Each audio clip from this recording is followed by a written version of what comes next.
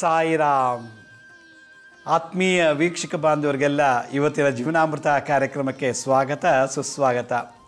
ವೀಕ್ಷಕರೇ, ಕಳೆದ 10 ದಿನಗಳಿಂದ ವಾಸ್ತು ಬಗ್ಗೆ ನಾನು ನನ್ನ ಕೆಲವಾದ ಅನುಭವಗಳನ್ನು ನಿಮ್ಮೊಂದಿಗೆ ಹಂಚ್ಕೊಂಡಿದ್ದೆ.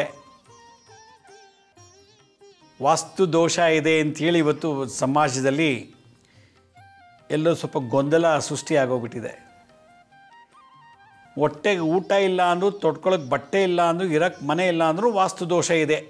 ಈ ಗೊಂದಲವನ್ನು ಬಿಡಿಸಿ ವಾಸ್ತು ಅಂದ್ರೇನು ಅನ್ನೋ ಒಂದು ಪರಿಚಯ ಆಗಲಿ ಅಂಥೇಳಿ ಕಳೆದ 10 ಸಂಚಿಕೆಗಳಲ್ಲಿ 10 ಎಪಿಸೋಡ್ಸಲ್ಲಿ ನಾನು ವಾಸ್ತು ದೋಷದ ಬಗ್ಗೆ ಮಾತಾಡ್ತಾ ಇದ್ದೇನೆ. ಈ ಬ್ರಹ್ಮಾಂಡ, ಈ ಜಗತ್ತು, ಈ ಭೂಮಿ ನಿನ್ನೆ ಮೊನ್ನೆ ಬಂದಿದ್ದಲ್ಲ. ಕೃತ ತ್ರೇತ ದ್ವಾಪರ ಯುಗದಿಂದಲೂ ಬಂದಂಥ ಭೂಮಿ. ರಾಮ, ಕೃಷ್ಣ, ಹಲವಾರು ಅವತಾರಗಳು, ದಶಾವತಾರಗಳು, ಅವಧೂತರು, ರಾಜ ಮಹಾರಾಜ ಚಕ್ರವರ್ತಿಗಳು, ಸಾಮ್ರಾಟರು ಆಳಿ ಬಾಳಿ ಬದುಕಿದ ಭೂಮಿ ಇದು. ಇದೆಲ್ಲ ನಾವು ನೀವು ಸೃಷ್ಟಿ ಮಾಡಿದ್ದಲ್ಲ. ಭೂಮಿ ಅವರವ್ರ ಅವತಾರ ತಕ್ಕಂತೆ ಸೃಷ್ಟಿಯಾಗಿಲ್ಲ. ಇದು ಭಗವಂತನ ಸೃಷ್ಟಿ. ಈ ಬ್ರಹ್ಮಾಂಡ, ಈ ಭೂಮಿ ಅನ್ನೋ ಗ್ರಹ, ಈ ಭೂಮಿ ಅನ್ನೋ ಗ್ರಹನ ಬ್ರಹ್ಮಾಂಡ ಅನ್ನೋ ಗ್ರಹವನ್ನು, ಈ ಭೂಮಿ ಅನ್ನೋ ಜಗತ್ತನ್ನು ಭಗವಂತ ಸೃಷ್ಟಿ ಮಾಡೋದ್ರಿಂದ ಅವನ ಸೃಷ್ಟಿಲಿ ಎಲ್ಲೂ ಲೋಪದೋಷ ಇಲ್ಲ, ಎಲ್ಲೂ ವಾಸ್ತು ದೋಷ ಇಲ್ಲ. ಈ ಭೂಮಿ ಮೇಲೆ ದೋಷ ಇರೋದೇ ನಮ್ಮ ಜಾತಕದಲ್ಲಿ. ಆದ್ದರಿಂದ ವಾಸ್ತು ದೋಷ ಅನ್ನೋದಿಲ್ಲ. ಪ್ರಕೃತಿ ಸೃಷ್ಟಿಯಾಗಿರೋದು ಪಂಚಭೂತಗಳಿಂದ. ಅಗ್ನಿತತ್ವ, ಭೂಮಿ ಮೇಲೆ ಅಗ್ನಿ ಇದೆ. ಭೂಮಿ ಒಳಗೂ ಇದೆ, ಹೊರಗೂ ಇದೆ.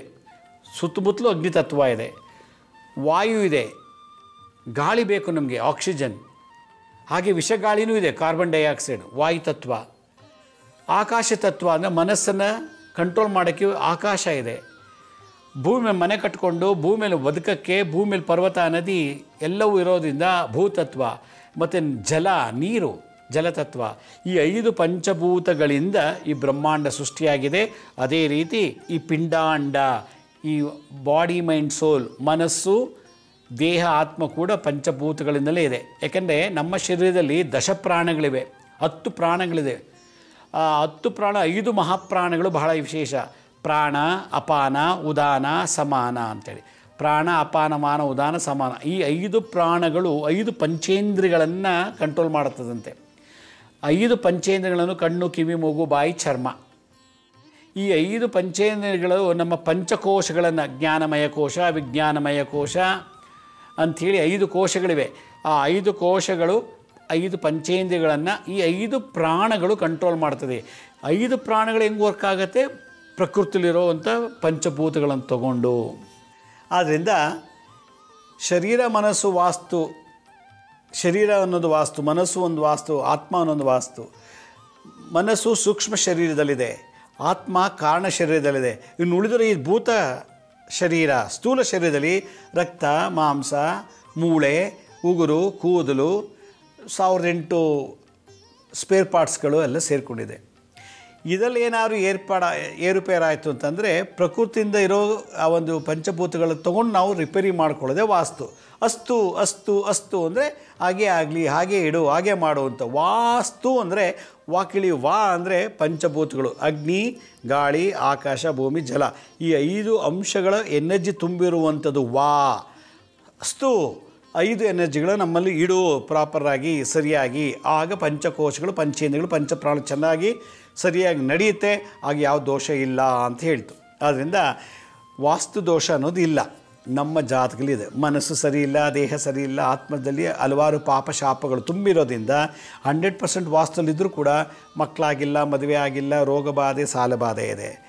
ವಾಸ್ತು ಇಲ್ದಿರೋ ಮನೇಲಿದ್ದವ್ರಿಗೆಲ್ರಿಗೂ ಕೂಡ ಅಲ್ಲೂ ಕೂಡ ಅವ್ರು ಬದುಕಿದ್ದಾರೆ, ಅವ್ರೇನು ಸತ್ತೋಗಲಿಲ್ಲ. ಅದರಿಂದ ವಾಸ್ತು ಅಂತಂದರೆ ನಮ್ಮ ಆಯಾ ಕಾಲಮಾನ ತಕ್ಕಂತೆ, ಆಯಾ ಏಜ್ ಬಂದಾಗ, ಆಯಾ ದಶಾಭಕ್ತಿಗಳು ಬಂದಾಗ, ಆಯಾ ದಶಾಭಕ್ತಿಗಳು ಯಾವ್ಯಾವ ತತ್ವಗಳಿಗೆ ಆಗಿದೆ, ಯಾವ ಗ್ರಹ ಅಗ್ನಿತತ್ವ, ಯಾವ ಗ್ರಹ ವಾಯುತತ್ವ, ಯಾವ ಗ್ರಹ ಭೂತತ್ವ ಅನ್ನೋ ಆಧಾರದ ಮೇಲೆ ನಮ್ಮ ಶರೀರದಲ್ಲಿ ಟ್ಯೂನ್ ಮಾಡ್ಕೊಳ್ಳೋದು, ಕಸ್ಟಮೈಸ್ ಮಾಡ್ಕೊಳ್ಳೋದೇ ವಾಸ್ತು ಅಂತ ಹೇಳಿದ್ರು. ಇವತ್ತು ದಿವಸ ನಾನು ಮಾಡ್ತಿರೋ ಕೊನೆ ಎಪಿಸೋಡ್ ವಾಸ್ತು ಬಗ್ಗೆ. ಕೆಲವ್ರ ಮನೆಯಲ್ಲಿ ಇದ್ದಕ್ಕಿದ್ದಾಗೆ ಎಲ್ಲರೂ ಸೋಮಾರಿಗಳಾಗ್ಬಿಡ್ತಾರೆ, ಎಲ್ಲರೂ ಚುರುಕ ಗಲಾಟೆ ಮಾಡೋಕ್ಕೆ ಶುರು ಮಾಡಿಬಿಡ್ತಾರೆ. ಯಾಕೆ ಅಂತಂದರೆ ವಾಸ್ತುಗೆ ನೆಗೆಟಿವ್ ಎನರ್ಜಿ ಜಾಸ್ತಿ ಇರ್ತದೆ ಮನೆಯಲ್ಲಿ. ನಮ್ಮ ವಾಸ ಮಾಡೋ ವಾತಾವರಣದಲ್ಲಿ ಎನರ್ಜಿ ಜಾಸ್ತಿ ಇರುತ್ತೆ, ನೆಗೆಟಿವ್ ಎನರ್ಜಿ ಇರುತ್ತೆ. ಎಲ್ಲಿ ಧೂಪ ದೀಪ ಗಂಟೆನಾದ ಜಾಗಟೆನಾದ ಶಂಖನಾದ ಆರತಿ ಧ್ಯಾನ ಜಪ ದಾನ ಹೋಮ ಹವನಗಳು ಎಲ್ಲಿ ನಡೆಯಲ್ವೋ ಅಲ್ಲಿ ನೆಗೆಟಿವ್ ಎನರ್ಜಿ ಜಾಸ್ತಿ ಇರುತ್ತೆ ಅಂತೇಳಿ. ಯಾಕಂದ್ರೆ ನಾವು ಮಾಡೋ ಆ ಒಂದು ಆಧ್ಯಾತ್ಮಿಕ ಕ್ರಿಯೆಗಳು ವಾಸ್ತುವಿಗೆ ಬಲ ಕೊಡುತ್ತಂತೆ. ವಾಸ್ತು ಅಂದ್ರೇನು 5 ತತ್ವಗಳಷ್ಟೇ ವಾಸ್ತು ಅಂದರೆ, ಬೇರೆ ಏನಿಲ್ಲ. 5 ಪಂಚಭೂತಗಳು ವಾಸ್ತು ಅಂತಾರೆ ಅಷ್ಟೇ. ಇಷ್ಟ ತಿಳ್ಕೊಬೇಕೆಲ್ಲರು. ಈಗ ಯಾರೋ ಒಬ್ಬರು ಹೊರಗಡೆ ಬಸ್ಸಿಂದ ಬೆಳಗ್ಗೆ ಆಫೀಸ್ಗೆ ಹೋದರು, ಸಂಜೆ ಮನೆಗೆ ಬರಬೇಕಾದ್ರೆ ಹೋಗ್ತಾನೋ ಮೆಟ್ರೋ ಬರುವಾಗಲೂ ಬಸ್ಸಲ್ಲಿ ಬರ್ತಾರೋ ಏನೋ ಬರ್ತಾರೆ. ಆ ಮೆಟ್ರೋನಲ್ಲಿ ಬಸ್ಸಲ್ಲಿ ಯಾರ್ಯಾರೋ ಇರ್ತಾರೆ. ವೈಶ್ಯವಾಟಿಕೆ ಮಾಡೋಳು ಇರ್ತಾಳೆ, ಕದ್ದಿರೋನು ಇರ್ತಾನೆ, ಕೊಲೆ ಮಾಡಿರೋರು ಇರ್ತಾನೆ, ಕ್ಯಾನ್ಸರ್ ಬಂದಿರ್ತದೆ, ಏಡ್ಸ್ ಬಂದಿರ್ತದೆ, ಸುಳ್ಳು ಹೇಳೋನು, ಮೋಸ ಮಾಡೋನು, ವಂಚನೆ ಮಾಡೋ ಆತ್ಮಗಳೆಲ್ಲ ಬಸ್ಸು ಟ್ರೈನು ಕಾರೆಲ್ಲ ಓಡಾಡ್ತಿರ್ತಾರೆ. ನಾವು ಅವ್ರನ್ನ ಮುಟ್ಕೋತೀವಿ, ಇನ್ಫೆಕ್ಷನ್ ಆಗುತ್ತೆ. ಹೇಗೆ ಕೊರೋನಾ ಒಬ್ಬರಿಂದೊಬ್ರಿಗೆ ಹರಡುತ್ತೋ, ಸೋಷಿಯಲ್ ಡಿಸ್ಟೆನ್ಸ್ ಮೇಂಟೈನ್ ಮಾಡಿ ಇಷ್ಟು ದಿವಸ ಹೇಳ್ತಾರೆ, ಒಬ್ರಿಗೊಬ್ರು ಮುಟ್ಟಿಸ್ಕೋಬೇಡಿ ಇನ್ಫೆಕ್ಷನ್ ಆಗುತ್ತೆ ಅಂತ. ಹೀಗೆ ಇನ್ಫೆಕ್ಷನ್ಸ್ ಜಾಸ್ತಿ ಆದಾಗ ಅಂಥ ವ್ಯಕ್ತಿ ಮನೆಯೊಳಗೆ ಬಂದಾಗ ಮನೆ ಒಳಗೂ ಕೂಡ ಆ ಸ್ಪ್ರೆಡ್ ಆಗುತ್ತಂತೆ ಆ ವೈರಸ್ ಬ್ಯಾಕ್ಟೀರಿಯಾ ಎಲ್ಲ. ಎಲ್ಲೋ ತಿಂದುಬಿಡ್ತೀವಿ, ಫುಡ್ ಪಾಯ್ಸನ್ ಆಗುತ್ತೆ, ವಾಂತಿ ಭೇದಿ ಆಗುತ್ತೆ. ಯಾರ್ದೋ ಮನೇಲಿ ಹೋಗಿ ಮಲಗಿ ಬಂದಿರ್ತೀವಿ, ಮಲಗಿ ಬಂದಮೇಲೆ ಏನೋ ದೊಡ್ಡ ಕಾಯಿಲೆ ಬರುತ್ತೆ. ಎಲ್ಲೋ ಹೋಗಿರ್ತೀವಿ, ಯಾರೋ ಮುಟ್ಟಿರ್ತೀವಿ, ಯಾರ ಜೊತೆಲ್ಲ ಎಂಜಾಯ್ ಮಾಡಿರ್ತೀವಿ, ತಪ್ಪಿಕೊಂಡು ಕುಡ್ಕೊಂಡು ಸೇದ್ಕೊಂಡು ಸೆಕ್ಸ್ ಎಲ್ಲ ಆಗಿರ್ತದೆ. ಆ ಎನರ್ಜಿಯಲ್ಲೇ ನಮ್ಮಲ್ಲಿ ಸ್ಟಾಕ್ ಆಗಿ ನಮ್ಮ ಸಪ್ತ ಚಕ್ರಗಳನ್ನು ಬ್ಲಾಕ್ ಮಾಡ್ತಿರ್ತದೆ. ಯಾವಾಗ ಅಂಥ ವ್ಯಕ್ತಿ ಮನೇಲಿ ವಾಸ ಮಾಡ್ತಾನೋ ಆಗ ಮನೆ ಮಂದಿಗೆಲ್ಲ ತೊಂದರೆ ಆಗುತ್ತೆ. ಇದು ವಾಸ್ತು ದೋಷ ಅಲ್ಲ, ಹೊರಗಿನಿಂದ ತೊಗೊಂಬಂದಿಟ್ಟಿರೋ ದೋಷ. ಈ ದೋಷದಿಂದ ಮಗುಗೆ ಇನ್ಫೆಕ್ಷನ್ ಆಯಿತು, ಗಂಡನಿಗೆ ಇನ್ಫೆಕ್ಷನ್ ಆಯಿತು, ಹೆಂಡತಿಗೆ ಇನ್ಫೆಕ್ಷನ್ ಆಯಿತು, ಅಪ್ಪ ಅಮ್ಮದಿರಿಗೆ ಎಲ್ರಿಗಾಗಿ ಮನೆಯೆಲ್ಲರೂ ರೋಗ. ಆಗ ಹೇಳ್ತಾರೆ ಈ ವಾಸ್ತು ಸರಿ ಇಲ್ಲ, ದೋಷ, ವಾಸ್ತು ದೋಷ ಅಂತೇಳಿ. ವಾಸ್ತು ದೋಷ ಅಂತ ಜಗತ್ತಲ್ಲಿ ಎಲ್ಲೂ ಇಲ್ಲ. ನಮ್ಮ ಜಾತಕ, ನಮ್ಮ ಅಭ್ಯಾಸ, ನಮ್ಮ ನಡವಳಿಕೆ, ನಮ್ಮ ಗುಣ, ನಮ್ಮ ಎಮೋಷನ್ಸ್ ಇದಲ್ಲಿ ತುಂಬಿರೋ ಕೆಟ್ಟದ್ದು ನಮ್ಮನ್ನು ತೊಂದರೆ ಮಾಡ್ತಿರೋದು. ಅದರಿಂದ ಆಯಾ ದಶಾಭಕ್ತಿಗಳಲ್ಲಿ ನಡೆಯುವಂಥ ವಿಚಿತ್ರವೇ ನಮ್ಮ ವಾಸ್ತು ದೋಷಕ್ಕೆ ಪ್ರಭಾವ ಬೀರುತ್ತೆ. ಅದರಿಂದ ಎಲ್ಲೂ ವಾಸ್ತು ದೋಷ ಇಲ್ಲ, ಭಗವಂತ ಸೃಷ್ಟಿ ಮಾಡೋದು ಎಲ್ಲೂ ಲೋಪ ದೋಷ ಇಲ್ಲ. ನಮ್ಮ ಕರ್ಮ ಸರಿ ಇಲ್ಲದೆ ಇರೋದ್ರಿಂದ ವಾಸ್ತು ದೋಷ ಅಂತ ಬೈತೀವಿ. ಅದಕ್ಕೆ ಇವತ್ತು ನಾನು ವಾಸ್ತು ಶಾಂತಿ ಮಾಡೋದಾಗೆ ವಾಸ್ತುನ ಶುದ್ಧೀಕರಣ ಮಾಡ್ಕೊಳ್ಳೋದು. ಏಕೆಂದರೆ ಒಂದು ಮನೇಲಿ 2-3 ಜನ ಹೊರಗಡೆ ಕೆಲಸಕ್ಕೆ ಹೋಗ್ತಾರೆ. ಒಬ್ಬ ಬಿಸ್ನೆಸ್ ಮಾಡೋಕ್ಕೆ ಹೋಗ್ತಾನೆ, ಒಬ್ಬ ಕೆಲಸಕ್ಕೆ ಹೋಗ್ತಾನೆ, ಇನ್ನೊಬ್ಬ ಅಲ್ಲಿ ಸುತ್ತಾಕೊಂಡು ಕುಡ್ಕೊಂಡು ತಿನ್ಕೊಂಡು ಮನೆ ಒಳಗೆ ರಾತ್ರಿ ಬಂದು ಮಲಗ್ತಾನೆ. ಈ 3 ಜನ ಹೊರಗಡೆಯಿಂದ ಏನೇನು ತೊಗೊಂಬರ್ತಾರೋ ಮನೆ ಒಳಗೆ ಗೊತ್ತಿಲ್ಲ. ಯಾರ್ಯಾರು ಮುಟ್ಟಿದ್ದು, ಯಾರ್ಯಾರು ನೋಡಿದ್ದೋ, ಯಾರ ಹತ್ರ ಮಲಗಿದ್ರೋ, ಯಾರು ತಿಂದಿದ್ದೋ ಎಲ್ಲ ಎನರ್ಜಿ ಒಳಗೆ ಬಂದು ಅದು ನಮ್ಮ ಮನೇಲಿ ಜಾಸ್ತಿ ಆಗ್ತಾ ಇಡೀ ಮನೆಯೇ ಹಾಳು ಮಾಡಿದ್ರೆ ಸರ್ವಸ್ವ ಹಾಳು ಮಾಡಿಬಿಡುತ್ತೆ. ಇಡೀ ಸಂಸಾರನೇ ಹಾಳು ಮಾಡಿ ಅಂಥ ಎನರ್ಜಿಗೆ ವಾಸ್ತು ಸರಿ ಇಲ್ಲ ಅಂತ ಅಂದ್ಬಿಡ್ತೀವಿ. ನಮ್ಮೆಲ್ಲ ವಾಸ್ತು ದೋಷ ಇದೆ ಅಂತೇಳಿ ಯಾರೇನೋ ಕರ್ಸದಂತೆ ಪಾಪ. ಅವ್ರು ಬಂದು ನೋಡಿಬಿಟ್ಟು ನಂಗೆ 10,000 ರೂಪಾಯಿ ಕೊಡಿ ಅಂದಂತೆ. ಯಾಕೆಂದರೆ ನಾವು ಬಂದು ನಿಮ್ಮ ಮನೇಲಿ ವಾಸ್ತು ಚೆಕ್ ಮಾಡೋಕ್ಕೆ 10,000 ರೂಪಾಯಿ ಬಿಲ್ ಮಾಡೋದಂತೆ. ಆಯಿತು ಕೊಡ್ತೀವಿ ಬನ್ನಿ ಅಂದಂತೆ. 10,000 ರೂಪಾಯಿ ಕೊಟ್ಟರು. ಆಮೇಲೆ ಹೇಳೋದು ಇದು ಸರಿ ಇಲ್ಲ ಅಲ್ಲಿಡಿ, ಅದು ಸರಿ ಇಲ್ಲ ಇಲ್ಲಿಡಿ, ಇದನ್ನು ತೆಗೆದು ಇದನ್ನು ಹೊಡೆದಾಕಿ, ಇದನ್ನು ರಿಪೇರಿ ಮಾಡಿ ಅಂತ. ಎಲ್ಲ ಸೇರಿ ನೋಡಿದ್ಮೇಲೆ ಒಂದು 5-6 ಲಕ್ಷ ರೂಪಾಯಿ ಬಿಲ್ ಆಯ್ತಂತೆ. ಅದೆಲ್ಲ ರಿಪೇರಿ ಮಾಡಿಸಿ ಎಲ್ಲ ಮಾಡಿಸಾಯಿತು. ಎಲ್ಲ ಆದಮೇಲೂ ಕೂಡ ಅವ್ರ ಮನೇಲಿ ಇನ್ನೂ ಪ್ರಾಬ್ಲಮ್ ಇದ್ದಂಗೆ ಇದೆ, ಏನು ಚೇಂಜೇ ಆಗಿಲ್ಲ. ಮಗ ಕುಡಿಯೋದು ಬಿಡಲಿಲ್ಲ, ಮಗಳದು ಒಂದು ಪ್ರಾಬ್ಲಮ್ಮು, ಗಂಡದೊಂಥರ ಕಾಯಿಲೆ, ಅಮ್ಮಂದೊಂಥರ ಕಾಯಿಲೆ. ಅಯ್ಯೋ ಮನೇಲಿ ಸಮಸ್ಯೆ ಇನ್ನೂ ಜಾಸ್ತಿ ಆಯಿತು, ಮುಂಚೆ ಇದ್ದಂಗೆ ಇದ್ರೆ ಚೆನ್ನಾಗಿರ್ತಿತ್ತು ನಮ್ಮ ಅನ್ನೋ ಮಟ್ಟಿಗೆ ಬಂದುಬಿಡ್ತು. ಅದಕ್ಕೆ ಮನೆಯಲ್ಲಿ ಸೂತ್ಕಗಳು ಬರ್ತದೆ. ಮನೇಲಿ ಮನೇಲಿ ಒಬ್ಬ ಹೆಂಗಸಾಗ್ತಾಳೆ 5 ದಿವಸ ಹೊರಗಡೆ ಇರಬೇಕು ಅವಳು ಮುಟ್ಟಾದರೆ. ಇವಾಗೇನಾಗ್ಬಿಟ್ಟಿದೆ, ಇವತ್ತಿನ ಕಾಲದಲ್ಲಿ ಸ್ನಾನ ಮಾಡ್ಕೊಂಡು ಮತ್ತೆ ಅಡುಗೆ ಮನೇಲಿ ಹೋಗಿ ಅವರೇ ಅಡುಗೆ ಮಾಡ್ತಾರೆ. ಮುಟ್ಟಾಗಿರೋ ಹೆಂಗಸಲ್ಲೇ ಮತ್ತೆ ಅಡುಗೆ ಮಾಡಿ ಎಲ್ರಿಗೂ ತಿನ್ನಿಸೋದು, ಅದು ಒಂದು ದೋಷ. ಮನೇಲಿ ಗಂಡು ಮಗ ನೋಡ್ರೆ ಅವನೆಲ್ಲೋ ಕುಡ್ಕೊಂಬಂದು ಮನೆ ಮಲಗ್ತಾನೆ. ಇನ್ನೊಂದು ಇವಳೆಲ್ಲೋ ಹೋಗಿ ಮಗಳು ಇನ್ಯಾರ ಜೊತೆಲ್ಲ ಓಡಾಡ್ಕೊಂಡು ಶೋಕಿ ಮಾಡ್ಕೊಂಡು ಅಲ್ಲಿ ಕುಡ್ಕೊಂಡು ಸೇತ್ಕೊಂಡು ಮನೆಗೆ ಅವಳು ಬರ್ತಾಳೆ. ಎಲ್ಲೂ ದೈವಶಕ್ತಿ ಇಲ್ಲ, ಎಲ್ಲರಲ್ಲೂ ಬರೀ ಕೆಟ್ಟಿದ್ದೇ ತುಂಬಿಕೊಂಡಾಗ ಅವ್ರಿಗೆ ಹೆಂಗೆ ಒಳ್ಳೇದಾಗತ್ತೆ. ಮತ್ತು ವಾಸ್ತು ದೋಷ ಅಂಥೇಳಿ ನಾವು ಹೇಳ್ತೀವಿ. ಅದಕ್ಕೆ ಮನೆಯಲ್ಲಿ ಆಗಾಗ ಪ್ರತಿ ಹುಣ್ಣಿಮೆ ಅಮಾವಾಸ್ಯೆಗೆ ವಾಸ್ತು ಶಾಂತಿ ಮಾಡ್ಕೋಬೇಕು, ವಾಸ್ತುನ ಶುದ್ಧೀಕರಣ ಮಾಡಬೇಕು. ಅಂದರೆ ನಮ್ಮಲ್ಲಿರೋ ನೆಗೆಟಿವ್ ಎನರ್ಜಿನ ಶುದ್ಧೀಕರಣ ಮಾಡ್ಕೊಳ್ಬೇಕು. ಹೇಗೆ ಮಾಡಬೇಕು ಅನ್ನೋದನ್ನು ನಾನೊಂದು ಹೇಳ್ತೀನಿ.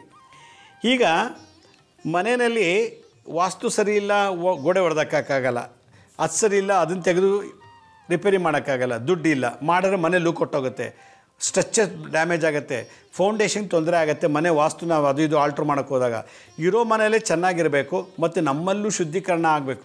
ಮನೆಗೆ ಶಕ್ತಿ ಕೊಡೋದು ನಮ್ಮ ಆತ್ಮ, ನಮ್ಮ ಆಚಾರ ವಿಚಾರ, ವಾಸ್ತು ಅಲ್ಲ. ಮನೆಗೆ ನಮ್ಮ ಕಡೆಯಿಂದ ಜಪ ತಪ ಪೂಜೆ ಪುರಸ್ಕಾರ ಸತ್ಸಂಗ ಒಳ್ಳೆ ಜನ ಒಳ್ಳೆ ಭಾವನೆ ಇರೋದ್ರಿಂದ ಮನೆಗೆ ಒಳ್ಳೆ ಶೋಭೆ ಬರುತ್ತೆ. ಮನೆಗೆ ಶಕ್ತಿ ತುಂಬೋದು ನಮ್ಮ ಆಚಾರ ವಿಚಾರಗಳಿಂದ, ನಮ್ಮ ಒಂದು ಸಂಸ್ಕಾರದಿಂದ. ಮನೇನ ನಮ್ಮನ್ನು ಯಾರೂ ಕನ್ವರ್ಟ್ ಮಾಡಲ್ಲ. ವಾಸ್ತುನ ನಮ್ಮ ಮಿನಿಸ್ಟ್ರು ಮಾಡಲ್ಲ, CM ಮಾಡಲ್ಲ, ಪ್ರೆಸಿಡೆಂಟ್ ಆಫ್ ಇಂಡಿಯಾ ಮಾಡೋಕ್ಕಾಗಲ್ಲ, ಅಥವಾ ಚೀಫ್ ಮಿನಿಸ್ಟ್ರು ಮಾಡೋಕ್ಕಾಗಲ್ಲ, ಅಥವಾ ದೊಡ್ಡ ಸಿನಿಮಾ ಆ್ಯಕ್ಟ್ರು ಮಾಡೋಕ್ಕಾಗಲ್ಲ. ನನ್ನ ಜಾತಕದಲ್ಲಿ ಏನಿದೋ ಅದು ನಡೀತದೆ, ವಾಸ್ತು ಅಲ್ಲ. ಆ ಮನೆಗೆ ಹೆಂಗೆ ಕಸ ಗುಡಿಸಿದ್ರೆ ಹೆಂಗೆ ಕಳೆ ಬರುತ್ತೋ, ಮನೆಗೆ ಹೆಂಗೆ ಪೇಂಟ್ ಮಾಡಿದ್ರೆ ಕಳೆ ಬರುತ್ತೋ, ಹಾಗೆ ವಾಸ್ತು ಶಕ್ತಿಗೆ ಆ ಒಂದು ಪಂಚಭೂತಗಳಿಗೆ ನಮ್ಮ ಮನಸ್ಸು, ನಮ್ಮ ಆಚಾರ ವಿಚಾರ, ನಮ್ಮ ಸಂಸ್ಕಾರದಿಂದ ಅದಕ್ಕೆ ಶಕ್ತಿ ತುಂಬಬೇಕು. ಅದರಿಂದ ವಾಸ್ತುಶಾಂತಿ, ವಾಸ್ತುವನ್ನು ಶುದ್ಧಿ ಮಾಡೋದು ಹೇಗೆ ಅಂತೇಳಿ ನೋಡಿ. ಪ್ರತಿ ಹುಣ್ಣಿಮೆ ಅಮಾವಾಸ್ಯೆಗೆ ಒಂದು ಕಾಯಿ ತೊಗೊಳ್ಳಿ. ಏನು ತೊಗೋಬೇಕು? ಒಂದು ತೆಂಗಿನಕಾಯಿ. ಈ ತೆಂಗಿನಕಾಯಿ ಬಗ್ಗೆ ಭಾಳಷ್ಟು ಹೇಳ್ತೀನಿ ನೋಡಿ. ಈ ತೆಂಗಿನಕಾಯಿ ಒಂದು ನವಗ್ರಹ. ತೆಂಗಿನಕಾಯಿ 9 ಗ್ರಹಗಳಿದೆ. ಹೇಗೆ ಅಂತ ಹೇಳ್ತೀನಿ. ಈ ಮೇಲ್ಗಡೆ ಭಾಗ ಇದೆಯಲ್ಲ, ಇದು ನೋಡಿ, ಇದು ಈ ಮೇಲ್ಗಡೆ ಭಾಗ ಇದು ಸೂರ್ಯಗ್ರಹ. ಇದು ದೇಹಕಾರಕ. ಸೂರ್ಯಗ್ರಹ ನಮಗೆ ಈ ಶರೀರ, ಸ್ಥೂಲ ಶರೀರ. ತೆಂಗಿನಕಾಯಿಗೆ ಶೂಲ ಶರೀರ, ಸ್ಥೂಲ ಅಂದರೆ ಫಿಸಿಕಲ್ ಬಾಡಿ. ಇದು ಸೂರ್ಯ. ತೆಂಗಿನಕಾಯಿಗೆ ದೇಹಕಾರಕ. ಈ ಮೇಲ್ಭಾಗ ಸೂರ್ಯ. ಇದು ಮುಟ್ಟೋದ್ರಿಂದ ಸೂರ್ಯನ ಮುಟ್ಟಂಗೆ ಆಗತ್ತೆ ಅಂತ ಹೇಳ್ತಾರೆ. ಇದು ಕಲ್ಪವೃಕ್ಷ ಫಲ ಅಂತಲೂ ಕರೀತಾರೆ. ನಾರಿಕೇಲ ಅಂತ ಸಂಸ್ಕೃತದಲ್ಲಿ ಹೇಳ್ತಾರೆ, ಕನ್ನಡದಲ್ಲಿ ತೆಂಗಿನಕಾಯಿ ಅಂತಾರೆ. ಇದು ಸೂರ್ಯಗ್ರಹ, ಇದು ಸೂರ್ಯ. ಚಂದ್ರ, ಇದು ಒಳಗಡೆ ನೀರಿದೆಯಲ್ಲ, ಎಳ್ನೀರು ನೋಡಿ, ಎಳ್ನೀರು ಅದು ಚಂದ್ರ, ಲಿಕ್ವಿಡ್ ಚಂದ್ರ. ಮೇಲ್ಭಾಗ ಸೂರ್ಯ ಆದರೆ ಒಳಭಾಗದಲ್ಲಿ ನೀರು ಇದೆಯಲ್ಲ, ಅದು ಚಂದ್ರಗ್ರಹ. ಮಂಗಳ ಯಾವುದು? ಇದು ಒಳಗಡೆ ಭಾಗ, ಬಿಳಿ ಭಾಗ. ಒಡೆದಾಗ, ಓಪನ್ ಮಾಡಿದಾಗ ಬಿಳಿ ಭಾಗ ಬರುತ್ತೆ, ಅದೇ ತೆಂಗಿನಕಾಯಿ. ಅದನ್ನು ತುರಿದು ನಾವು ಚಿತ್ರಾನ್ನಕ್ಕೆ ಹಾಕ್ತೀವಿ, ಸಾಂಬಾರ್ಗೆ ಹಾಕ್ತೀವಿ, ಅದೇ ಮಂಗಳ ಗ್ರಹ. ಸೂರ್ಯ ಮೇಲ್ಭಾಗ, ಎಳ್ನೀರು ನೀರಿನಂಶ ಚಂದ್ರ, ಒಳಗಡೆ ತೆಂಗಿನಕಾಯಿ ಇದೆಯಲ್ಲ ವೈಟ್ ಕಲರು, ಅದು ಮಂಗಳ ಗ್ರಹ. ಬುಧ ಗ್ರಹ ಯಾವುದಪ್ಪ ಅಂತಂದರೆ ಈ ಮೇಲಿನ ತುದಿ ಇಂದ ಈ ಹೊಟ್ಟೆ ಭಾಗ ಮೇಲ್ಗಡೆ ನೋಡಿ, ಇದೆಯಲ್ಲ, ಇದು ಜುಟ್ಟಿಂದ ಕೆಳಗೆ ಬಂದರೆ ಇದು ಬುಧ ಗ್ರಹ. ಬುಧ ಗ್ರಹದಿಂದ ಕೆಳಗಡೆ ಭಾಗಕ್ಕೆ ಶನಿ. ಈ ಹೊಟ್ಟೆ ಸೆಂಟ್ರಲ್ ಲೈನ್, ಒಂದು ಸೆಂಟ್ರಲ್ ಲೈನ್ ಹೀಗೆ ತಗೊಂಡ್ರೆ ಅದು ಗುರುಗ್ರಹ. ಗುರು ಅಂದರೆ ಈ ತೆಂಗಿನಕಾಯಿ ಮಧ್ಯಭಾಗ ಗುರು. ತೆಂಗಿನಕಾಯಿ ಮಧ್ಯಭಾಗ ನೋಡಿ ಹೀಗಿದೆಯಲ್ಲ, ತೆಂಗಿನಕಾಯಿನ ಮಧ್ಯಭಾಗದಲ್ಲಿ ಇದೆಯಲ್ಲ, ಅದು ಗುರುಗ್ರಹ. ಗುರು ಮಧ್ಯಭಾಗ. ಆ ಗುರು ಮೇಲ್ಭಾಗದಲ್ಲಿ ಶನಿ, ಅದು ಮೇಲ್ಭಾಗದಲ್ಲಿ ಬುಧ ಇರ್ತಾರೆ ಅಂತ ಆಯಿತು. ಸೂರ್ಯ ಹೊರಗಿನ ಭಾಗ, ಚಂದ್ರ ಎಳ್ನೀರು ನೀರಿನಂಶ, ಮಂಗಳ ಬಿಳಿ ಕಾಯಿ ಒಳಗಡೆ ಕಾಯಿ, ಬುಧ ಇಲ್ಲಿದೆ ಬುಧ ನೋಡಿ ಸೆಂಟ್ರಲ್ ಭಾಗ. ಈ ತೆಂಗಿನಕಾಯಿನ ಕರೆಕ್ಟಾಗಿ ಒಂದು ಸರ್ಕಲ್ ಹಾಕೊಂಬಂದರೆ ಕರೆಕ್ಟಾಗಿ ಆ ಸರ್ಕಲ್ಲೇ ಗುರುಗ್ರಹ. ಆ ಗುರುಗ್ರಹದ ಮೇಲೆ ಶನಿ ಇರ್ತಾರೆ, ಶನಿ ಮೇಲೆ ಬುಧ ಇರ್ತಾರೆ. ಇದಿಷ್ಟು. ಇದು ಕೇತು, ಜುಟ್ಟು ಕೇತು, ಇದು ಬಾಲ ಕೇತು, ಇದು ತಲೆ, ಇದು ರಾಹು, ಇದು ರಾಹು. ಸಂಧಿಕಾಲ. ಈ 3 ತೆಂಗಿನಕಾಯಿನ 3 ಗೆರೆ ಸೇರಿಕೊಂಡು ನೋಡಿ, ಇಲ್ಲೊಂದು ಇಲ್ಲೊಂದು ಇಲ್ಲೊಂದು. ಈ ತುದಿ ಇದು ರಾಹು, ಇದು ಕೇತು, ಈ ಜಡೆ. ಈಗ ಸೂರ್ಯ ಚಂದ್ರ ಮಂಗಳ ಒಳಗಡೆ ಭಾಗ, ಬುಧ ಗುರು, ಶುಕ್ರ ಕೊಬ್ಬರಿಕಾಯಿ ಒಳಗಡೆ ಕೊಬ್ಬರಿಕಾಯಿ ಶುಕ್ರ, ಇದಿಷ್ಟು ನವಗ್ರಹ. ಇದು ಕೇತು ರಾಹು, ಇದಿಷ್ಟು ಒಂದು ತೆಂಗಿನಕಾಯಿ ನವಗ್ರಹಗಳಾಯಿತು. ಈಗ ಇಲ್ಲಿ 3 ಕಣ್ಣಿದೆ ನೋಡಿ, ತೆಂಗಿನಕಾಯಿಗೆ 3 ಕಣ್ಣು. ಬ್ರಹ್ಮ ವಿಷ್ಣು ಮಹೇಶ್ವರ. ನನ್ನ ಎಡಭಾಗದ ಬ್ರಹ್ಮ, ಮಧ್ಯದ ವಿಷ್ಣು ಶಿವ. ಮೂಲತೋ ಬ್ರಹ್ಮರೂಪಾಯ ಮಧ್ಯತೋ ವಿಷ್ಣುರೂಪಿಣಿ ಅಗ್ರತಃ ಶಿವರೂಪಾಯ ತ್ರಿನೇತ್ರಾಯತೆ ನಮಃ ಅಂತ ಬಂತು. ಇಲ್ಲಿ ಬ್ರಹ್ಮ ವಿಷ್ಣು ಮಹೇಶ್ವರ 3. ಇದು ಬ್ರಹ್ಮ ವಿಷ್ಣು ಮಹೇಶ್ವರ. ಇದು ಬುಡದಲ್ಲಿ ಪಾರ್ವತಿ, ಇದರಲ್ಲಿ ಸರಸ್ವತಿ, ಮಧ್ಯದಲ್ಲಿ ಲಕ್ಷ್ಮಿ ಇರ್ತಾಳಂತೆ. ಇದು ಹೇಗೆ ನೋಡಿ, ನನ್ನ ಎಡಗಡೆ ಭಾಗದ ಬ್ರಹ್ಮ, ಮಧ್ಯದ ಕಣ್ಣು ವಿಷ್ಣು, ಈ ಕಡೆ ಶಿವ, ಇದು ಶಿವ ನೋಡಿ. ಈ ಗೆರೆ ಪಾರ್ವತಿ, ಈ ಗೆರೆ ಸರಸ್ವತಿ, ಮಧ್ಯದ ಗೆರೆ ಲಕ್ಷ್ಮಿ. ಇಲ್ಲಿ 3 ಗೆರೆ ಇದೆ ತೆಂಗಿನಕಾಯಿನಲ್ಲಿ, 3. ಅವರೇ ತ್ರಿಶಕ್ತಿಗಳು, ಪಾರ್ವತಿ, ಲಕ್ಷ್ಮಿ ಮತ್ತು ಸರಸ್ವತಿ ಅಂತೇಳಿ. 3 ಕಣ್ಣು. ಬ್ರಹ್ಮನ ಕೆಳಗೆ ಸರಸ್ವತಿ, ಮಧ್ಯದ ಕಣ್ಣು ವಿಷ್ಣು, ಅದರ ಕೆಳಗಡೆ ಲಕ್ಷ್ಮಿ, ಬಲಭಾಗದ ಕಣ್ಣು ಶಿವ, ಶಿವನ ಕೆಳಗೆ ಪಾರ್ವತಿ, ಶಕ್ತಿ, ಆದಿಶಕ್ತಿ. ಈ ತ್ರಿಶಕ್ತಿಗಳು ಇದರಲ್ಲಿದೆ ಅಂತ ಹೇಳಿದ್ರು. ಇದನ್ನು ಉಪಯೋಗಿಸ್ಕೊಂಡು ವಾಸ್ತುಶಾಂತಿ ಮಾಡಬೇಕು, ವಾಸ್ತು ಶುದ್ಧೀಕರಣ ಮಾಡಬೇಕು. ವೀಕ್ಷಕರೇ, ವಾಸ್ತುಶಾಂತಿ ಅಥವಾ ಗೃಹ ಶಾಂತಿ ಮಾಡಬೇಕು ಅಂದರೆ ವಾಸ್ತುನ ಶುದ್ಧಿ ಮಾಡಬೇಕು ಅಂತಂದರೆ ನೀವು ಒಂದು ತೆಂಗಿನಕಾಯಿ ತೊಗೋಬೇಕು. ಪ್ರತಿ ಹುಣ್ಣಿಮೆ ಅಮಾವಾಸ್ಯೆಯಲ್ಲಿ ನಿಮ್ಮ ಮನೆಗೆ ಇಳಿ ತೆಗಿಬೇಕು. ಇಳಿ ತೆಗೆಯೋದು ಹೇಗೆ ಅಂತ ಹೇಳ್ತೀನಿ. ಇನ್ನೊಂದು ಸಲ ಹೇಳ್ತೀನಿ. ಇದು ಜುಟ್ಟು ಕೇತು, ಅದ್ರ ಆಪೋಸಿಟ್ ಬುಡ ರಾಹು. ರಾಹು ಮೇಲೆ ಕೇತು ಕೆಳಗೆ. ಇದು ಬಾಲ, ಇದು ತಲೆ. ಇಲ್ಲಿ ನಮ್ಮ ಬಲಗೈಯಲ್ಲಿ ಒಂದು ಕಣ್ಣಿದೆ, ತೆಂಗಿನಕಾಯಿ ಬಲಗಡೆ, ನಮ್ಮ ಬಲಗಡೆಗೆ ಹಿಂಗಿಟ್ಕೊಂಡ್ರೆ ಬಲಗಡೆ ಕಣ್ಣು ಶಿವ, ಅವನ ಹೆಂಡತಿ ಕೆಳಗಡೆ ಇದ್ದಾಳೆ ಇಲ್ಲಿ ಪಾರ್ವತಿ. ಮಧ್ಯದ ಕಣ್ಣು ನೋಡಿ, ಮಧ್ಯದ ಕಣ್ಣು ವಿಷ್ಣು, ಅವನ ಹೆಂಡತಿ ಲಕ್ಷ್ಮಿ ಇಲ್ಲಿದ್ದಾರೆ. ಇಲ್ಲಿ ಎಡಗಡೆ ಬ್ರಹ್ಮದೇವರ ಹೆಂಡತಿ ಸರಸ್ವತಿ. ಇಲ್ಲಿ ತ್ರಿಶಕ್ತಿಗಳು ಲಕ್ಷ್ಮಿ, ಸರಸ್ವತಿ, ಪಾರ್ವತಿ ಆಯಿತು. ಹೊರಗಿನ ಭಾಗ ಶನಿ, ಒಳಗಡೆದು ನೀರು ಚಂದ್ರ, ಆ ತೆಂಗಿನಕಾಯಿ ಇರೋದು ಮಂಗಳ ಗ್ರಹ, ಮತ್ತು ಕೊಬ್ಬರಿ ಒಳಗಡೆ ಕೊಬ್ಬರಿ ಇದೆಯಲ್ಲ ಅದು ಶುಕ್ರ. ಮಂಗಳ ಗ್ರಹ ಅಂದರೆ ಈ ಮೇಲ್ಭಾಗ ನೆಕ್ಸ್ಟ್ ಭಾಗ ಕರಟ ಅಂತೀವಿ ನೋಡಿ. ತೆಂಗಿನಕಾಯಿ ಎಲ್ಲ ತೆಗೆದ ಮೇಲೆ ಉಳಿಯುತ್ತಲ್ಲ ಅದು ಮಂಗಳ ಗ್ರಹ. ಒಳಗಡೆ ಭಾಗ ನೀರು ಖಾಲಿಯಾಗಿ ತೆಂಗಿನಕಾಯಿನೂ ತೆಗೆದ ಮೇಲೆ ಉಳಿಯುತ್ತಲ್ಲ ಅದು ಮಂಗಳ ಗ್ರಹ. ಗುರು ಇದು ಸೆಂಟ್ರಲ್ಲಿದೆ. ತೆಂಗಿನಕಾಯಿ ಮಧ್ಯಭಾಗದಲ್ಲಿ ಗುರು, ಆ ಗುರು ಮೇಲ್ಗಡೆ ಭಾಗದಲ್ಲಿ ಶನಿ ಮೇಲ್ಭಾಗದಲ್ಲಿ ಬುಧ, ಆಮೇಲೆ ತ್ರಿಮೂರ್ತಿಗಳು. ಇದಿಷ್ಟು. ಅದಕ್ಕೆ ಈ ಒಂದು ತೆಂಗಿನಕಾಯಿನ ಪೂಜೆಗೆ ಉಪಯೋಗಿಸ್ತೀವಿ, ಮಾಟ ಮಂತ್ರಕ್ಕೆ ಉಪಯೋಗಿಸ್ತೀವಿ. ಅದಕ್ಕೆ ಮದುವೆ ಮನೆಗಳಲ್ಲಿ ಶುಭ ಕಾರ್ಯಗಳಲ್ಲಿ ಯಾವುದೇ ಕಾರ್ಯದಲ್ಲೂ ತೆಂಗಿನಕಾಯಿ ಯಾಕೆ ಕೊಡ್ತೀವಿ? ನವಗ್ರಹ ದಾನ ಆಯಿತು ಅಂತ. ಒಂದು ಕೈಯಿಂದ ಇನ್ನೊಂದು ಕೈಗೆ ನಾವು ತೆಂಗಿನಕಾಯಿ ಕೊಟ್ಟರೆ ನವಗ್ರಹ ಶಾಂತಿ ಆಯಿತು, ಬ್ರಹ್ಮ ವಿಷ್ಣು ಮಹೇಶ್ವರಿಗೂ ಶಾಂತಿ ಆಯಿತು, ಅವ್ರ ಹೆಂಡತಿರು ತ್ರಿಶಕ್ತಿಗಳಿಗೂ ಶಾಂತಿ ಆಯಿತು ಅಂತೇಳಿ. ಅದರಿಂದ ತೆಂಗಿನಕಾಯಿ ನಾರಿಕೇಲ ಅಥವಾ ಕಲ್ಪವೃಕ್ಷ ಫಲ ಭಾಳ ವಿಶೇಷ. ತೆಂಗಿನಕಾಯಿನ ಹುಣ್ಣಿಮೆ ಮತ್ತು ಅಮಾವಾಸ್ಯೆ ದಿವಸ ಎರಡು ಕೈಲಿ ಇಟ್ಕೊಂಡು, ಇದರಲ್ಲಿ 9 ಗ್ರಹಗಳು, ತ್ರಿಮೂರ್ತಿಗಳು, ತ್ರಿಶಕ್ತಿಗಳಿದ್ದಾರೆ. ಇದನ್ನ ಇಟ್ಕೊಂಡು ಓಂ ವಾಸ್ತು ಪುರುಷಾಯ ವಿದ್ಮಹೇ ಭೂಮಿ ಪುತ್ರಾಯ ಧೀಮಹಿ ತನ್ನೋ ವಾಸ್ತು ಪ್ರಚೋದಯಾತ್ ಅಂತೇಳಿ ಅರ್ಧ ಗಂಟೆ ಪೂರ್ವಕ್ಕೆ ಮುಖ ಮಾಡಿಕೊಂಡು ಕೂತ್ಕೊಂಡು ಜಪ ಮಾಡಬೇಕು. ನಿಮ್ಮ ಮನೆಯಲ್ಲಿ ಏನೇನು ರೂಮ್ಗಳಿದೆಯೋ, ಅಡುಗೆ ಮನೆ, ಮಲ್ಕೊಳ್ಳೋ ಜಾಗ, ದೇವ್ರ ಮನೆ, ಹಾಲು, ಎಲ್ಲೆಲ್ಲಿ ಓಡಾಡ್ತಿರೋ ಅಲ್ಲೆಲ್ಲ ಇದನ್ನು ಒಂದು 9 ಸಲ ಇಳಿ ತೆಗಿಬೇಕು. ಈ ರೀತಿ ಆ ಜಾಗಕ್ಕೆ, ಹೊಸ್ಲಿಗೆ, ಮೇನ್ ಡೋರ್ಗೆ ಒಂದು ಸಲ 9, ಅಡುಗೆ ಮನೆ ಡೋರ್ಗೆ 9 ಸಲ, ರೂಮಿನ ಡೋರ್ಗೆ, ಬೆಡ್ರೂಮಲ್ಲಿ ರೂಮ್ಗಳಿಗೆ, ಮತ್ತು ಟಾಯ್ಲೆಟ್ ಮುಂದ್ಗಡೆ, ಬಚ್ಚಮನೆ ಮುಂದ್ಗಡೆ ಇಳಿ ತೆಗೆಯೋದು. ಹಾಲಲ್ಲಿ ಎಲ್ಲ ತೆಗೆದುಬಿಟ್ಟು ಇದನ್ನು ಮನೆ ಮುಂದೆ ಬಂದು 3 ಸಲ ಅಥವಾ 9 ಸಲ ಇಳಿ ತೆಗೆದು ನಿಮ್ಮ ಮನೆ ಮುಂದೆ ಚೆಚ್ಚಿಬಿಟ್ಟ ಅಂದರೆ ವಾಸ್ತುಶಾಂತಿ ಆಯಿತು. ನೆಗೆಟಿವ್, ಮಗಳೆಲ್ಲೋ ಹೋಗಿ ಬಂದಳು, ಮಗ ಎಲ್ಲೋಗಿ ಬಂದ, ಗಂಡ ಕುಡ್ಕೊಂಬಂದ, ಹೆಂಡ್ತಿ ಇನ್ನೆಲ್ಲೋ ಹೋಗಿ ಬಂದಳು, ಏನೇನೋ ಸ್ಮಶಾನಕ್ಕೆ ಹೋಗಿ ಬಂದಿರ್ತಾರೆ, ಸ್ನಾನ ಮಾಡಲ್ಲ, ಹಜಾಮನ್ ಶಾಪ್ಗೆ ಹೋಗಿ ಬಂದಿರ್ತಾರೆ, ಅಲ್ಲಿ ಏರ್ ಕಟ್ ಮಾಡಿ ಅದು ಸ್ನಾನ ಮಾಡೋ ಮನೆಗೆ ಬಂದುಬಿಡ್ತಾರೆ, ಎಲ್ಲೆಲ್ಲೋ ಕೂತಿದ್ದು ಎಲ್ಲೆಲ್ಲೋ ತಿಂದು ಏನೆಲ್ಲೋ ಬಂದು ಮಾಡ್ಕೊಂಡು ಬಂದು ಮನೆಯೊಳಗೆ ಕೂತಾಗ ಮನೆ ಒಳಗೆ ಈ ಥರದ್ದೆಲ್ಲ ದೋಷಗಳಾದ. ಇದಕ್ಕೆ ಹೇಳೋದು ಇನ್ಫೆಕ್ಷನ್ ಅಂತ. ಅದರಿಂದ ಈ ಥರ ಹೊರಗಡೆಯಿಂದ ತೊಗೊಂಬಂದಿರೋ ವೈರಸ್ಸು ನಾವು ಮಾತಾಡಿ ಕೆಟ್ಟ ಮಾತಾಡಿ ಅವ್ರಿಗೆ ಬೈದು ಇವ್ರು ಬೈದು ಚಾಡಿ ಹೇಳಿ ಎಲ್ಲ ಮಾಡ್ತೀವಿ, ಅದು ಒಂದು ವೈರಸ್ಸೇ. ಇವೆಲ್ಲ ನಾವು ವಾಸ ಮಾಡೋ ವಾಸ್ತು ಭಾಗ್ಯವನ್ನು, ಶಕ್ತಿನ ಕಳೆದು ಬಿಡ್ತದೆ. ವಾಸ್ತು ಕಲಾಶಕ್ತಿ ಹೊಟ್ಟೋಗುತ್ತೆ. ಆ ಕಲಾಶಕ್ತಿ ಕುಗ್ದಾಗೆ ಕಳ್ಕೊಂಡಾಗಲ್ಲ ಹುಣ್ಣಿಮೆ ಅಮಾವಾಸ್ಯೆ ದಿವಸ ಈ ತೆಂಗಿನಕಾಯಿನಲ್ಲಿ ಈ ರೀತಿ ಇಳಿ ತೆಗೆದು ಮನೆ ಮುಂದೆ ಚೆಚ್ಚಬೇಕು. ಹುಣ್ಣಿಮೆ ಅಮಾವಾಸ್ಯೆಗೆ ಇದು ಮಾಡಿದ್ರೆ ಭಾಳ ಒಳ್ಳೆಯದು. ಇದು ವಾಸ್ತುಶಾಂತಿ ಅಂತ ಹೆಸರು. ಅದಕ್ಕೆ ನೀವು ಅದು ಮಾಡಿಸ್ತೆ ಅಷ್ಟು ಖರ್ಚು ಮಾಡಿದೆ ಅವೆಲ್ಲ ಬೇಡ. ನಿಮ್ಮ ವಾಸ್ತು ನೀವೇ ತೆಕ್ಕೊಳ್ಳಿ. ಇಷ್ಟು ದಿವಸ ಸುಮಾರು 12 ಎಪಿಸೋಡ್ ಮಾಡಿದ್ದೀನಿ.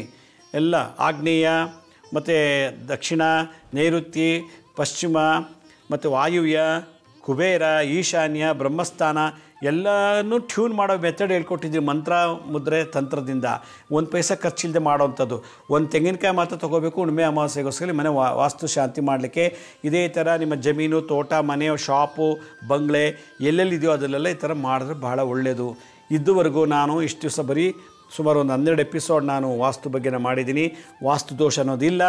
ಪ್ರತಿಯೊಬ್ಬರ ಮನೇಲಿ ಒಬ್ಬ ಮಾಂತ್ರಿಕ, ಮಂತ್ರ ಕಲಿತು ಮಂತ್ರಶಕ್ತಿಯಿಂದ ಮಾಂತ್ರಿಕನಾಗಬೇಕು. ತಂತ್ರಗಳು ಈ ಥರ ತೆಂಗಿನಕಾಯಿ ತಂತ್ರ ಈ ಥರದೆಲ್ಲ ಮಾಡಿ ತಾಂತ್ರಿಕನಾಗಬೇಕು.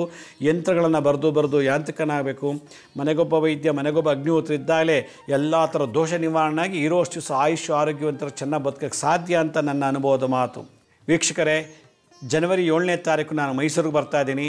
ಮೈಸೂರಲ್ಲಿ ಒಂದು ಗುರುಸ್ಪಂದನ ಕಾರ್ಯಕ್ರಮ ಮತ್ತು ಅಗ್ನಿಹೋತ್ರ ದೀಕ್ಷೆ ಕೊಡ್ತಾಯಿದ್ದೀವಿ. ಜನವರಿ 7ನೇ ತಾರೀಕು ಭಾನುವಾರ ನಾನು ಮೈಸೂರಿನಲ್ಲಿ 10ರಿಂದ 12 ಗಂಟೆ ತನಕ ಗುರುಸ್ಪಂದನ ಕಾರ್ಯಕ್ರಮ ಅಂತ, ನೀವು ನನ್ನನ್ನು ನೇರವಾಗಿ ಭೇಟಿ ಮಾಡಿ ಸಭೆಯಲ್ಲಿ ನೀವು ಯಾವ ಪ್ರಶ್ನೆಗಳನ್ನು ಕೇಳೋದಕ್ಕೆ ಪರಿಹಾರ ಕೊಡುವಂಥ ಒಂದು ಕಾರ್ಯಕ್ರಮ. ಇದು ಉಚಿತವಾಗಿ ಬೆಳಗ್ಗೆ 10ರಿಂದ 12 ಗಂಟೆ ತನಕ ನಿಮ್ಗೆ ಮಾಡ್ತಾಯಿದ್ದೀವಿ. ಮತ್ತು ಅದೇ 7ನೇ ತಾರೀಕು ಭಾನುವಾರ ಮಧ್ಯಾಹ್ನ 2ರಿಂದ 7 ಗಂಟೆ ತನಕ ಅಗ್ನಿಹೋತ್ರ ದೀಕ್ಷೆ ಕೊಡ್ತಾ ಇದ್ದೀನಿ. ಅಗ್ನಿಹೋತ್ರ ಸೂರ್ಯ ಉದಯ ಆಗುವಾಗ ಮುಳುಗುವಾಗ 2 ಮಂತ್ರ 2 ನಿಮಿಷ ಮಾಡುವಂಥ ನಿತ್ಯ ನಿರಂತರ ಹೋಮ. ಇದು ಮಾಡೋದ್ರಿಂದ ಎಲ್ಲ ಥರ ಸಮಸ್ಯೆಗಳು ನಿವಾರಣೆ ಆಗುತ್ತೆ. ಜಗತ್ತಲ್ಲಿ ಏನೇನಿದೆಯೋ ಹೋಮ ಮಾಡಿಸ್ದೆ, ಶಬರಿಮಲೆಗೆ ಹೋದೆ, ತಿರುಪತಿಗೆ ಹೋದೆ, ರಾಮೇಶ್ವರಗೆ ಹೋದೆ, ಕಾಶಿಗೆ ಹೋದೆ, ಆ ಹೋಮ ಈ ಪೂಜೆ ಆ ಶಾಂತಿ ಎಲ್ಲ ಮಾಡೋದು ಕೂಡ ನಮ್ಗೆ ಒಳ್ಳೇದಾಗಿಲ್ಲ ಅಂದರೆ ಕೊನೆಯ ಶಾಂತಿ ಅಗ್ನಿಹೋತ್ರಿ. ಇದನ್ನು ಅಗ್ನಿಹೋತ್ರಿ ಹೇಗೆ ಮಾಡೋದು, ಅದರಿಂದ ಬರೋ ಬಸ್ಬಂದು ಯಾವ ರೀತಿ ಕಾಯಿಲೆಗಳನ್ನ ಗುಣ ಮಾಡ್ಬೋದು, ಯಾತಕ್ಕೆ ಮಾಡಬೇಕು, ಹೇಗೆ ಮಾಡಬೇಕು ಅಂತ ಮಧ್ಯಾಹ್ನ 2ರಿಂದ ಸಂಜೆ 7 ಗಂಟೆ ತನಕ ಕ್ಲಾಸ್ ಮಾಡಿ ಆವತ್ತಿನ ದಿವಸ ಮೈಸೂರು ಸೂರ್ಯ ಮುಳುಗೋ ಸಮಯದಲ್ಲಿ ಶಾಸ್ತ್ರೋಕ್ತವಾಗಿ ಅಗ್ನಿಹೋತ್ರ ದೀಕ್ಷೆ ಕೊಡ್ತಾಯಿದ್ದೀನಿ. ಆಸಕ್ತಿ ಇರೋವಂಥವರು www.agnihotra.ssbk.in ಅಂತ ನೋಡಿ, agnihotra.ssbk.in ಅಂತ ಇದಕ್ಕೆ ರಿಜಿಸ್ಟರ್ ಮಾಡ್ಕೋಬೇಕು ನೀವು. ಇದು ಫ್ರೀ ಅಲ್ಲ, ಅಗ್ನಿಹೋತ್ರ ದೀಕ್ಷೆ ಫ್ರೀ ಅಲ್ಲ, ಇದಕ್ಕೆ ನಾವು ಸಾಮಾನೆಲ್ಲ ಕೊಡ್ತೀವಿ. ಈ agnihotra.ssbk.inಗೆ ಲಾಗಿನ್ ಆಗಿ ರಿಜಿಸ್ಟರ್ ಮಾಡ್ಕೊಳ್ಳಿ. ಗುರುಸ್ಪಂದನ ಫ್ರೀ. ಇದು ಮಾಡ್ಕೊಂಡಿದ್ದೆ ಆದರೆ ನಮ್ಮ ಆಫೀಸ್ ಕಡೆ ನಮಗೆಲ್ಲ ಡೀಟೇಲ್ಸ್ ಬರುತ್ತೆ. 7ನೇ ತಾರೀಕು ಭಾನುವಾರ ಇದು ನಡೆಯೋ ಸ್ಥಳ ಲೀಲಾ ಎಚ್ ಚೆನ್ನಯ್ಯ ಸಭಾಂಗಣ ಅಂತೇಳಿ, ಲೀಲಾ ಎಚ್ ಚೆನ್ನಯ್ಯ ಅಂತೇಳಿ ಒಂದು ಕಲ್ಯಾಣ ಮಂಟಪ. ಇದು ವಾಲ್ಮೀಕಿ ರಸ್ತೆ, ವಿನಾಯಕ ನಗರ, ಮೈಸೂರಲ್ಲಿದೆ. ಈ ಹೊಸದಾಗಿ ಮಹಾರಾಣಿ ಕಾಲೇಜ್ ಓಪನ್ ಆಗಿದೆ, ಅದ್ರ ಪಕ್ಕದಲ್ಲಿದೆ ವಿನಾಯಕ ನಗರ ಅಂತ ಮೈಸೂರಿನಲ್ಲಿ. ಅಲ್ಲಿ ವಾಲ್ಮೀಕಿ ರಸ್ತೆ ಅಂತ, ಅಲ್ಲಿ ಲೀಲಾ ಎಚ್ ಚೆನ್ನಯ್ಯ ಒಂದು ಕಲ್ಯಾಣ ಭವನ ಅಂತ ಕಲ್ಯಾಣ ಮಂಟಪ. ಅಲ್ಲಿ ಈ ಗುರುಸ್ಪಂದನ ಮತ್ತು ಅಗ್ನಿಹೋತ್ರ ದೀಕ್ಷೆ ನೀಡ್ತಾ ಇದ್ದೀವಿ. ಸ್ಕ್ರೀನ್ ಮೇಲೆ ತೋರಿಸ್ತಾ ಇದ್ದೀವಿ ನೋಡಿ, ಅದು ಅಡ್ರೆಸ್ ಅಲ್ಲ, ಇದು ಆ ಜಾಗದಲ್ಲಿ ತಾವು ಗುರುಸ್ಪಂದನಕ್ಕೆ ಬರಬೇಕು. ನಮ್ಮ ಹಳೆ ಎಪಿಸೋಡ್ಸ್ ಯಾರು ನೋಡೋಕ್ಕಾಗಿಲ್ವೋ ಅವರು ನಮ್ಮ ಶಿರಡಿ ಸಾಯಿ ಭಿಕ್ಷಾ ಕೇಂದ್ರ ಮತ್ತು ಹೆಲ್ತ್ ಸೈನ್ಸ್ ಅಂತ 2 ಯೂಟ್ಯೂಬ್ ಚಾನಲ್ ಇದೆ. ಇದ್ರ ಜೊತೆಗೆ SSBK ಜ್ಞಾನೋದಯ ಅಂತ ಒಂದು ಮ್ಯೂಸಿಕ್ ಚಾನಲ್ ಇದೆ. 3ಕ್ಕೂ ಸಬ್ಸ್ಕ್ರೈಬ್ ಮಾಡ್ಕೊಳ್ಳಿ. ಪಕ್ಕದಿರೋ ಬೆಲ್ ಬಟನ್ ಪ್ರೆಸ್ ಮಾಡಿ, ನೋಡಾದ್ಮೇಲೆ ಲೈಕ್ ಅನ್ನೋ ಬಟನ್ ಪ್ರೆಸ್ ಮಾಡಿ. ಆಮೇಲೆ ಆ ಲಿಂಕನ್ನು ನಿಮ್ಮ ಬಂಧು ಮಿತ್ರರಿಗೆ ವಾಟ್ಸಪ್ ಮುಖಾಂತರ ಅಥವಾ ಇಮೇಲ್ ಮುಖಾಂತರ ಶೇರ್ ಮಾಡಿ. ಗುರುಜಿ ಲಕ್ಷ್ಮೀ ಶ್ರೀನಿವಾಸ್ ಅಂತೇಳಿ ಫೇಸ್ಬುಕ್ಕಲ್ಲಿ ಒಂದು ಅಕೌಂಟ್ ಇದೆ, ಅಲ್ಲೂ ನಿಮಗೆ ಭಾಳಷ್ಟು ಇನ್ಫಾರ್ಮೇಷನ್ ಸಿಗುತ್ತೆ. ಆಮೇಲೆ ಅಪಾಯಿಂಟ್ಮೆಂಟ್ಸ್ ಬೇಕು ಅಂತಿದ್ರು www.lakshmisrinivas.in ಅಂತ ಲಾಗಿನ್ ಆಗಿ ನಿಮ್ಗೆ ಯಾವ ಡೇಟ್ ಯಾವ ಟೈಮ್ಗೆ ನೀವೇ ಬುಕ್ ಮಾಡ್ಕೊಳ್ಳಿ. ಯಾರು ಪ್ರಶ್ನೆ ಕೇಳಬೇಕು ಅವರೇ ಸ್ವತಃ ಬಂದರೆ ಒಳ್ಳೆಯದು. ಬರುವಾಗ ಜಾತಕ ಇದೆ, ಜಾತಕ ತೊಗೊಂಬನ್ನಿ. ಅಕಸ್ಮಾತ್ ಜಾತಕ ಇಲ್ಲ ಅಂದರೂ ಪರವಾಗಿಲ್ಲ. ಯಾರಿಗಾರೀಗ ಏಡ್ಸು, ಪಿಟ್ಸು, ಪ್ಯಾರಾಲಿಸಿಸು, ಲಕ್ವಾ, ಈ ಥರ ಸ್ಕಿನ್ ಡಿಸೀಸು, ಕ್ರೋನಿಕ್ ಡಿಸೀಸಲ್ಲಿ ನರಳುತ್ತಿದ್ದರೆ ಅದಕ್ಕೆ ಸಂಬಂಧಪಟ್ಟಂಥ ಮೆಡಿಕಲ್ ರಿಪೋರ್ಟ್ ತೊಗೊಂಬಂದರೆ ಮೆಡಿಕಲ್ ಆಸ್ಟ್ರಾಲಜಿ ಪ್ರಕಾರ ನಾವು ನಿಮಗೆ ಪರಿಹಾರ ತಿಳಿಸೋಕ್ಕೆ ಅನುಕೂಲ ಆಗುತ್ತೆ ಅಂತ ಹೇಳ್ತಾ, ಇಲ್ಲಿವರೆಗೂ ನಾನು ವಾಸ್ತು ಬಗ್ಗೆ ಮಾತಾಡಿದೆ ಸುಮಾರು 100 ಎಪಿಸೋಡ್ಸು. ಅದರಲ್ಲೇನಾದ್ರು ಲೋಪದೋಷ ಇದ್ದರೆ ನನ್ನ ಅನುಭವದ ಬಗ್ಗೆ ತಿಳಿಸಿದ್ದೀನಿ. ಇದು ಅವರವ್ರ ವ್ಯಕ್ತಿತ್ವಕ್ಕೆ ಮತ್ತು ವೈಯಕ್ತಿಕವಾಗಿ ಬಿಟ್ಟಂಥ ವಿಚಾರ. ಆದರೆ ವಾಸ್ತು ದೋಷದಲ್ಲಿ ಭಗವಂತ ಎಲ್ಲೂ ದೋಷ ಇಟ್ಟಿಲ್ಲ. ನಮ್ಮ ಜಾತಕದಲ್ಲಿದೆ ದೋಷ, ನಮ್ಮ ಮನಸ್ಸು ಸರಿಯಿಲ್ಲ, ದೇಹ ಸರಿಯಿಲ್ಲ, ನಮ್ಮ ಆತ್ಮದಲ್ಲಿ ಜನ್ಮಾಂತರ ಪಾಪಗಳು ತುಂಬಿರೋದ್ರಿಂದ ಯಾವ ವಾಸ್ತು ಕೂಡ ಅದು ಕರಗಿಸೋಕ್ಕಾಗಲ್ಲ. ಅಷ್ಟು ಪಾಪ ಶಾಪಗಳು ಇರೋದ್ರಿಂದ ಅದಕ್ಕೋಸ್ಕರ ನಾವು ವಾಸ್ತು ದೋಷ ಅನ್ನೋ ಬದಲು ಈ ಕರ್ಮನ ಕಳ್ಕೊಳ್ಳೋಕ್ಕೆ ಧ್ಯಾನ, ಜಪ, ತಪ, ದಾನ ಮಾಡಿ ಅಂತ ಹೇಳ್ತಾ ಇವತ್ತಿನ ಸಂಚಿಕೆಯನ್ನು ಮುಗಿಸ್ತೀನಿ. ಇದೇ ರೀತಿ ನಾಳಿನ ಸಂಚಿಕೆಯಲ್ಲಿ ನಿಮ್ಮನ್ನು ಭೇಟಿ ಮಾಡ್ತೀನಿ. ಅಲ್ಲಿವರೆಗೂ ನನ್ನ ನಮಸ್ಕಾರ. ಸಾಯಿರಾಮ್.